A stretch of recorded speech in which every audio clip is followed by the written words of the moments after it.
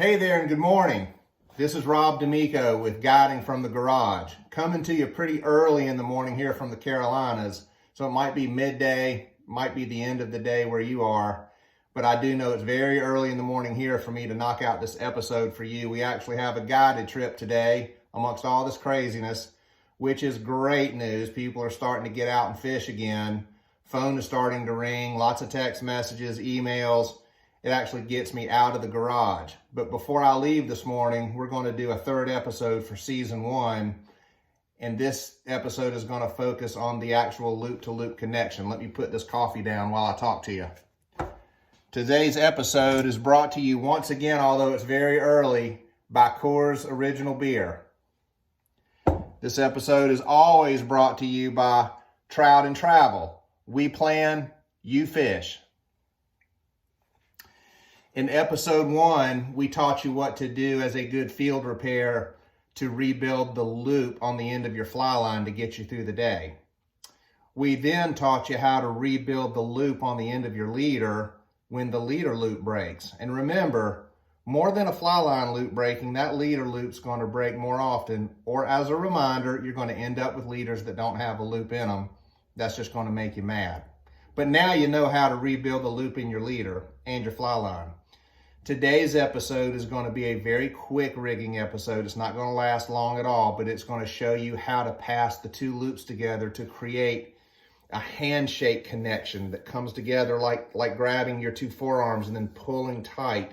Instead of a knot, it's going to be a loop-to-loop connection. It's a solid connection.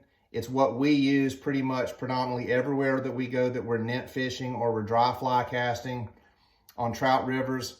And I hope that this episode helps you in your rigging for loop-to-loop connections. I hope you have a good day. I know I'm getting ready to have a good day, but let me show you this clinic first. Have a great day. Okay, the leader has a loop in it, the fly line has a loop in it, and now we're ready to connect that leader to the fly line. This is the loop-to-loop connection. Put the fly line loop in your right hand and put the leader loop in your left hand. Make the leader loop flat and horizontal, like it's a basketball goal, and bring the fly line loop up through the bottom of the leader loop. Just bring it right up through the bottom and pinch it off with your right hand.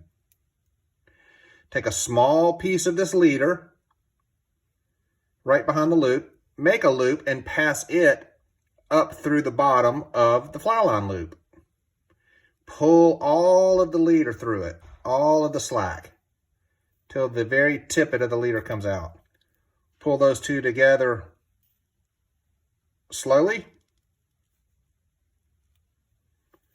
Get the knots out of the way, and you will see that figure 8 looking figure where the two loops connect to themselves.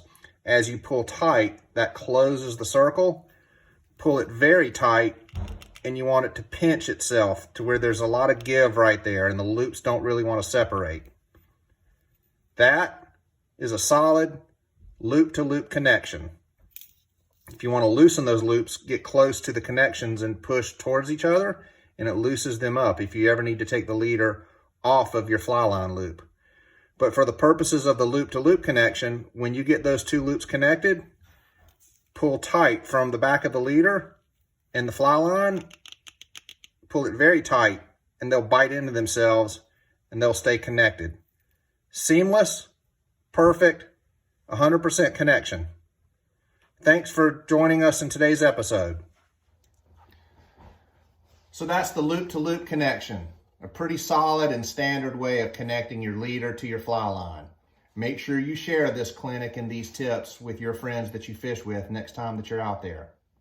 Couple of things. Guide tip for this episode, always make sure that you have 2 leader packs to back up the 1 fresh leader that you have on your reel.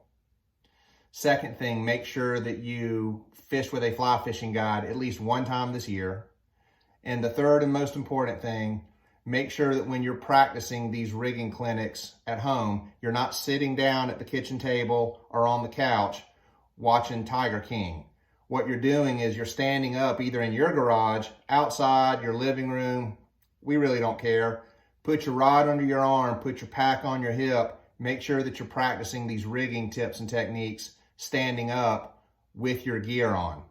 That way it'll apply when you get to the river. We will see you on the next episode of Guiding from the Garage.